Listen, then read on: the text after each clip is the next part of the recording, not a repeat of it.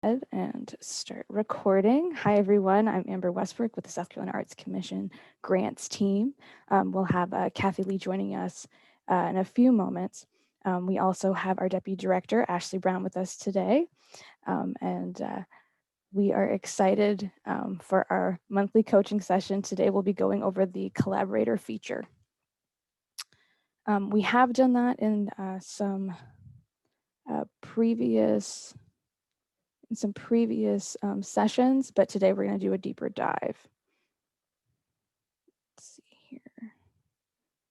All right, go ahead and start with our screen share. All righty. So today, as I said, we're going over the Collaborator feature. This feature is a wonderful tool to use. It is within our online grants management system. A lot of you also know about it as our grants portal. This is where you will apply for the majority of our grants. And this feature allows you to add on a collaborator, anyone you need to assist you with editing, submitting an application, along with any follow-ups. That could be the contract package, contract packet, pay request, or final reports. So we'll go ahead through here. Currently, we have the applicant dashboard. We have one active request here. We're going to go ahead and add somebody on today's example to the final report. So you want to go into that follow-up, and you'll see this collaborator button up top. Go ahead and click that, and we'll bring up another window.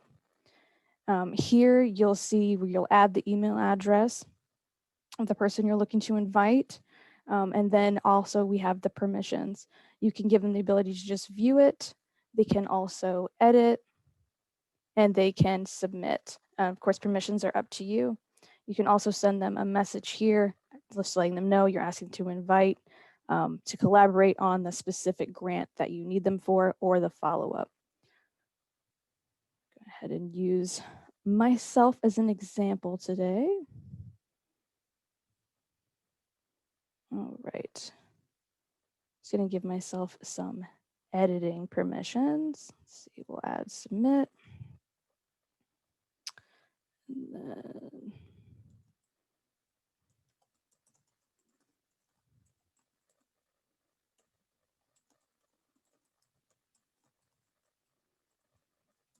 report. All right. All right, and the invitation has been sent. So up here, you'll always be able to go back to this collaborate button on the particular grant that you are on. And in this case, I am in our demo process organization template. You can always go over here, resend an invitation that will send that email back to them containing the link for them to go ahead and accept the invitation. You can also go over here and change permissions at any moment. And you can also remove collaborators as needed. Hey, Amber. Mm-hmm. When it sends the email to the collaborator, what email address does that come from? That will come, it's a great question. Sorry, it'll come from, let me go over here too. It will come from this administrator@grantinterface.com. This is where majority of your grant management communications do come from. This is any emails that are sent through our online grants management system will come from this. So please make sure to add that to your safe senders, safe contacts. All right, so I'm gonna switch over here. Bear with me just a moment. I'm gonna showcase just what that email will look like and where that link would take you. Okay.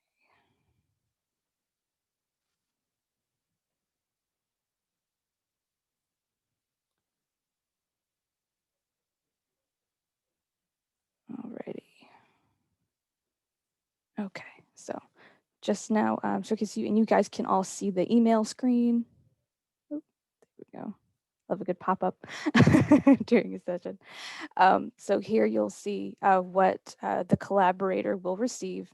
You've been invited to this application by Kathy Lee. Again, this is another message that you add in there, your username, and then click here to log in or register. You'll get that opportunity to create an account in the grants management system if you do not already have one. So this will take me, it'll boot me out, and I'll have to log back in. So let's see. I'll take you to that login page.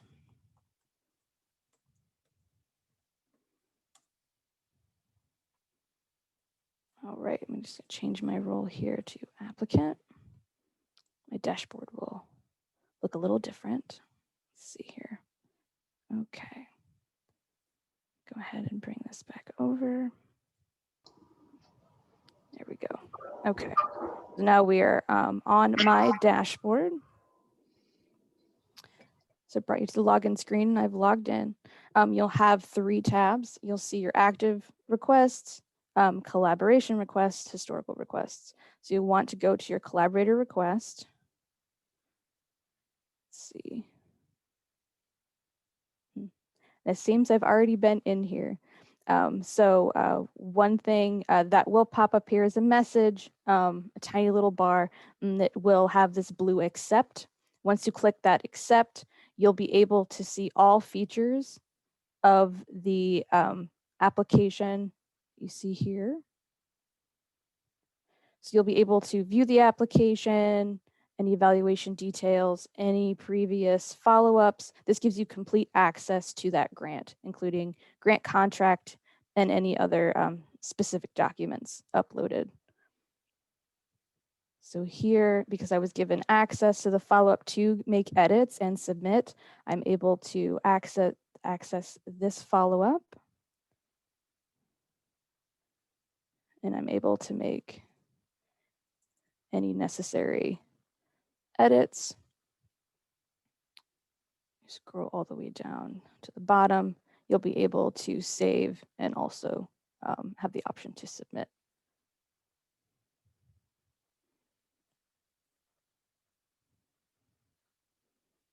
And all collaborations will be located in your collaboration requests tab. All right, and that pretty much concludes the use of the Collaborator tab. I'm going to go ahead and stop sharing for the moment. If anyone has any questions about that or any questions about particular use, you can add them in the chat or unmute yourself and go ahead and ask.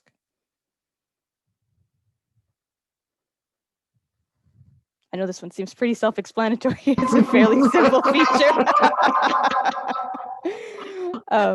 One that's very useful. And I just want to say good morning to everybody and apologize for being late. I was on another Zoom call that ran a little bit longer, and all of a sudden I looked up and I'm like, "Oops, I gotta go."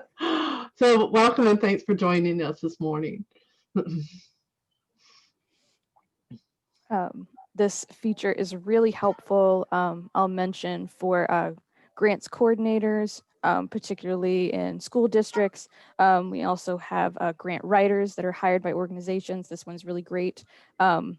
If there's like a treasurer or anyone in charge of your budget specific, you can add them as a collaborator to your your pay requests and your final report if they do need to just complete that budget section. And then something new to us, and I know, Tamara, this definitely relates to you, but if you are working in partnership with someone who is like a fiscal receiver or someone who just is working closely with you on a project, this is a great way to add them as a collaborator so they can see every step of the process.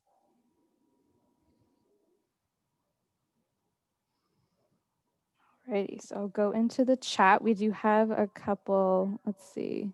Thank you, Ashley, for sending links.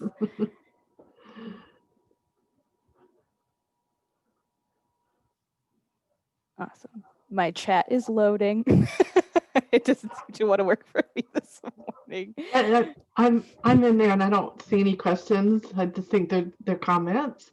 And if there aren't any questions, I'll just give you a little update on what's going on with South Carolina Arts Commission grants, to let you know that we have some that are getting ready to, some categories that are getting ready to open up, and that is our rolling deadline grant categories of arts project support, which is for artists and for organizations. If you're an operating support grantee, you can only apply in this category if it's for professional development. You cannot apply for projects. And also, we have coming up our accessibility grant category. Arts project support is close to opening this week to start accepting applications this week. So hopefully by tomorrow, we'll have that open for you. Accessibility will be hopefully next week. We are running a little behind on getting our grant categories out. The budget kind of put us behind in not having one, and what we were going to do with these grant categories. So we are moving forward with them. And you can get to all of the guidelines on our website and read more about that, and contact us if you need more assistance or have questions on those categories. The other ones, we are getting close to getting caught up on getting these guidelines out. So there's a few categories that'll be coming up in December that'll probably, guidelines will be posted and the application period starts in January. Any others? Oh, I see a few educators on here, so maybe. So yeah, I was just going to say we have the arts teacher support grants that just opened up. Amber, you want to show those for us real quick? I would, but unfortunately, my Zoom, I believe, is frozen because we're both in the same account. Okay. I didn't think it was going to log me in as this. I'm sorry. You're still speaking. No, yeah. I'm sorry. Okay, good. I'm glad it didn't close. No, it didn't close, and you were fine until just now. We both was in there. Anyway, so the arts teacher support did open up the other week. And it is now for, give me 1 second and I'll pull it up. For up to $1,200 for that grant category. You need to apply 6 weeks, and minimum of 6 weeks prior to when your project starts. You don't have to wait until 6 weeks prior, but you have a minimum of 6 weeks prior. If you know 3 months out that you want it, go ahead and apply for it now. And we also, because of this was released so far into the year, we are allowing for projects that have taken place starting August 1st through now, and you need to get those applications to us no later than December 1st to qualify for something that you've already done. But all of that's explained in the guidelines, and if you need more assistance, we'll be glad to help you. Anything else, Amber? It's so strange seeing you frozen. Kathy, someone asked about the when it's going to open for arts education projects. Sure. So arts education project, the application acceptance period will start on January 4th, and it goes through March 15th. Those guidelines are in the works of being updated at this time, and so they will be up sometime in December at the very latest. So be looking for those. And that both those two categories, the arts teacher support and the arts education projects, there are a couple of differences this year. So the AEP grant is a later window than it had been in the past, and this is something we're trying to respond to what we're hearing from people. I know it's hard for people to plan almost a year and a half out if you're working on an application in November or December. So we've tried to push it as late in the year as we can make it and still get into our own deadlines. And then with the arts arts teacher support, what we kind of did was take the best of the TSI grant and the school arts materials grant that we did last year and combine those. So if you are at a school or representing a school, make sure that you look at those new guidelines, because there are a couple of things that are different there, including teachers being able to combine for an application within a school. So make sure you take a look at those.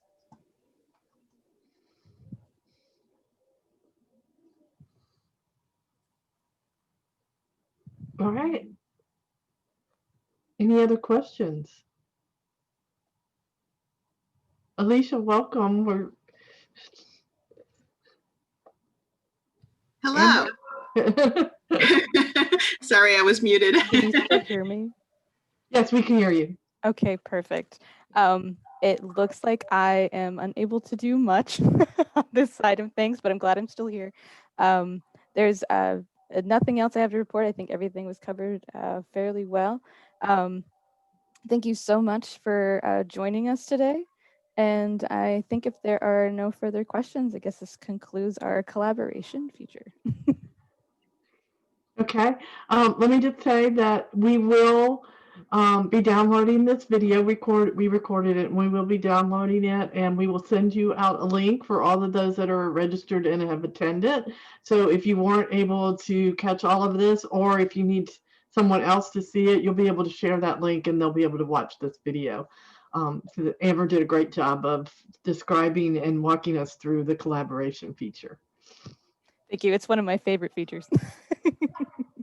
It gives you guys a lot of the power. You don't have to wait on us, even though we're absolutely happy to assist you in any way to get collaborators added on. But you do have control with this feature. Okay, well, so do I need to end this, or can you end this now, Amber? I'm gonna let it to you, Kathy. Go ahead. Okay, I think I took over control. I'm sorry. All right, well, everybody have a great day, and let us know if we can be of assistance. Thank you all.